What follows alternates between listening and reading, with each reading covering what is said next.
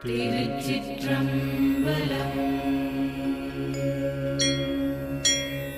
அனைவருக்கும் வணக்கம். நம்ம இப்போ சைவ சித்தாந்தத்தில் கடவுள் என்ற தலைப்பில் நம்ம ஒவ்வொரு கேள்விக்கும் ஒவ்வொரு பதிலாக நம்ம பார்த்துட்டு வரோம். திருமல திருவடிகள் சரணம், அம்மையப்பன் திருவடிகள் சரணம், வள்ளல் பெருமான் திருவடிகள் சரணம், முருகப்பெருமான் திருவடிகள் சரணம். இதில் நம்ம அடுத்த ஒரு பகுதியில் நம்ம தான் பார்க்க 3 காரணங்கள். அதில் கேள்வி என்னன்னா, காரிய பொருள் எதுவாயினும் நம்ம முன்னாடியே பார்த்தோம்ல, காரிய பொருள் காரண பொருள். காரிய பொருள் என்ற ஒன்று இல்லாமல் காரண பொருள் என்ற ஒன்று வராது. ஜடப்பொருள் தான் உயிர் பொருள், இந்த மாதிரி உயிர்ப்பிக்குது. அதுலேருந்து பஞ்சபூதங்கள் வருது, பஞ்சபூதத்துலேருந்து உயிர் பொருள்கள் உயிர்ப்பிக்குதுன்னு நம்ம அடுத்து பார்த்தோம். இப்போ நம்ம அடுத்ததான் நம்ம பார்க்க போகிறது, காரிய பொருள் எதுவாயினும் அது தோன்றுவதற்கு 3 காரணங்கள் வேண்டும் என்பர். 3 காரணங்கள் யாவை? இது கேள்வி. அந்த 3 காரணங்கள் என்னென்னா, முதற் காரணம், துணை காரணம், நிமித்த காரணம் என்ற 3 காரணம். ஒரு காரிய பொருள் எந்த மூலத்திலிருந்து உண்டாகிறதோ அந்த மூலப்பொருள் முதற் காரணம் எனப்படும். சரிங்களா? காரிய பொருள் உண்டாவதற்கு துணை செய்யும் கருவிகள் துணை காரணம். ஓகேங்களா? எந்த பொருள்லேருந்து உண்டாகுதோ அது என்னன்னா முதற் காரணம். அது அடுத்து காரிய பொருள் உண்டாவதற்கு துணை செய்வது அது துணை காரணம். சரிங்களா? காரிய பொருள் எந்த மூலத்திலிருந்து வருதோ அது முதல் காரணம், அது எது துணை செய்யுதோ அது துணை காரணம். சரிங்களா? புரியுதுங்களா? ஓகேங்களா? இதில் டவுட் இருக்கா? டவுட் இருந்தால் கேளுங்க. சரிங்களா? முதற் காரணத்தையும் துணை காரணத்தையும் கூட்டி செயற்படுத்தி காரிய பொருளை தோற்றுவிக்கின்ற கருத்தா அல்லது வினை முதற் நிமித்த காரணம் எனப்படும். அதாவது குடம் என்ற காரிய பொருளை எடுத்து கொண்டால் அதற்கு மண் முதற் காரணம். அடுத்து சக்கரம், களி, நீர் முதலியவை துணை காரணம். அடுத்து வனைவோன் நிமித்த காரணம். அதை செய்கிறவங்க அது நிமித்த காரணம். இவ்வாறு பிற காரிய பொருட்களிடத்தும் 3 காரணங்கள் அமைந்து இருந்திருக்கின்றன என்பதை நாம் காணலாம்.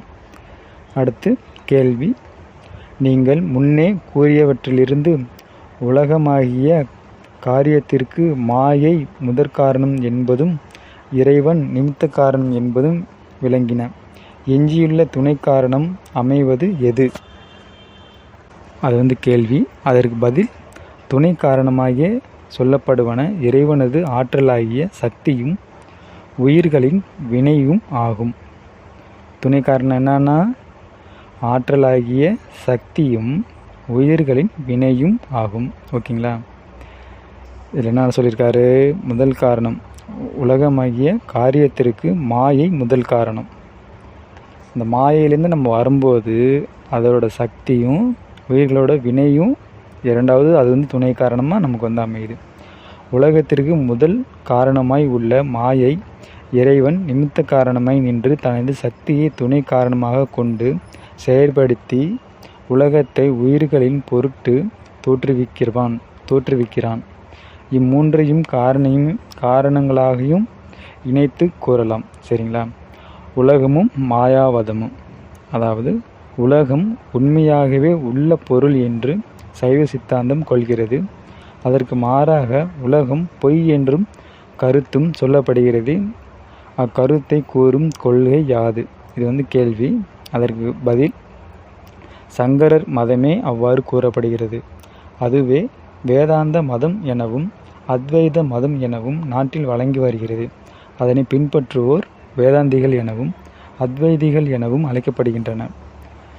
அடுத்து கேள்வி, சங்கரின் மதத்தை மாயாவதம் என்று சைவ சித்தாந்த நூல்கள் குறிப்பிடுவது ஏன்? அதற்கான பதில், நம்மால் அறியப்படுகின்ற பொருள்கள் யாவும் வெறும் பொய்த் தோற்றங்களே எனவும் உண்மையில் இல்லாத பொருள் இருப்பதை போல் தோன்றுகின்றன பொய்த் தோற்றம் உண்டாக்குகின்ற சக்தியே மாயை எனவும் அது கூறுகிறது. இவ்வாறு கண்கூடாகவும் அனுபவமாகவும் நம்மால் அறியப்படுகின்ற பொருள்கள் அனைத்தும் மாயை என்றே சொல்லி கழித்து விடுவதால் சங்கரின் மதத்தை மாயாவாதம் என்று சைவ சித்தாந்தம் குறிப்பிடுகிறது. சரிங்களா? இது புரியும் உங்களுக்கு. ஓகேங்களா? அடுத்து கேள்வி, உலகம் பொய்த்தோற்றம் என்பதை மாயாவாதத்தினர் எவ்வாறு எடுத்து காட்டுகின்றனர்? இது கேள்வி. அதற்கான பதில், கயிற்றில் தோன்றும் அரவு என்ற உவமையில் வைத்து விளக்கை காட்டுகின்றனர். அந்தி மயங்கும் வேளையில் மங்கிய ஒளியில் தனியே நடந்து செல்லும்போது ஒருவன் வழியில் பாம்பு கிடப்பதை பார்க்கிறான். பதறிப்போய் பாம்பு பாம்பு என கூச்சலிடுகிறான். அதனை கேட்டு பலரும் விளக்கை எடுத்துக்கொண்டு ஓடி வருகிறார்கள். விளக்குகளில் பார்க்கும் பொழுது கிடப்பது கயிறு என்று தெரிய வருகிறது. அந்த வழிப்போக்கன் பாம்பை கண்டது என்னவோ உண்மை. ஆனால் பாம்பு உண்மையாக இருந்தால் விளக்கை கொண்டு வந்து பார்த்த பொழுது அது இருந்திருக்கும். ஆகவே அது கயிற்றை போல் உண்மை அன்று. அதே நேரத்தில் அது முற்றிலும் இல்லாததும் அன்று. இல்லாதது என்றால் பார்க்க முடியாதது அன்றோ? ஆனால் அது அவனுக்கு கண்கூடாக தெரிகிறதே. அதுபோல உலகம் முற்றிலும் மெய்யாகவும் இல்லாமல் முற்றிலும் பொய்யாகவும் இல்லாமல் ஏற்பட்டிருக்கும் ஒரு தோற்றம் என்கின்றனர். தூய மெய் பொருளாகிய பிரம்மமே இப்படி உலகத்தை தோற்றுவிப்பது என்றும் இத்தோற்றத்திற்கு காரணம் மாயை என்றும் அவர்கள் கூறுவர். அவர்கள் கூறுவதில் என்ன குறைபாடு? இது கேள்வி. அதற்கு பதில், அவர்கள் காட்டும் உவமையில் கயிறு பாம்பாக தோன்றுவது ஒரு வழிப்போக்கனுக்கு அது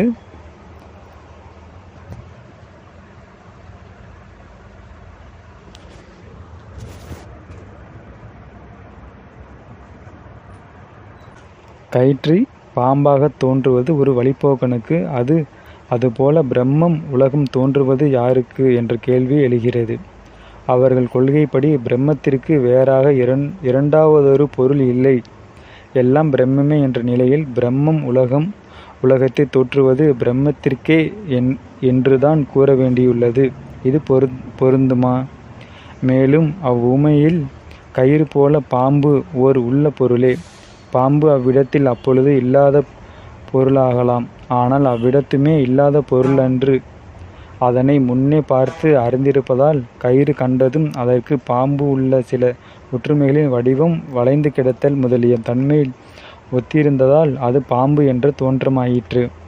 பாம்பு அதுவரையில் பார்த்ததே இராத ஒருவனுக்கு கயிறு பாம்பாக தோன்றாது. பாம்பு பார்த்தறிந்த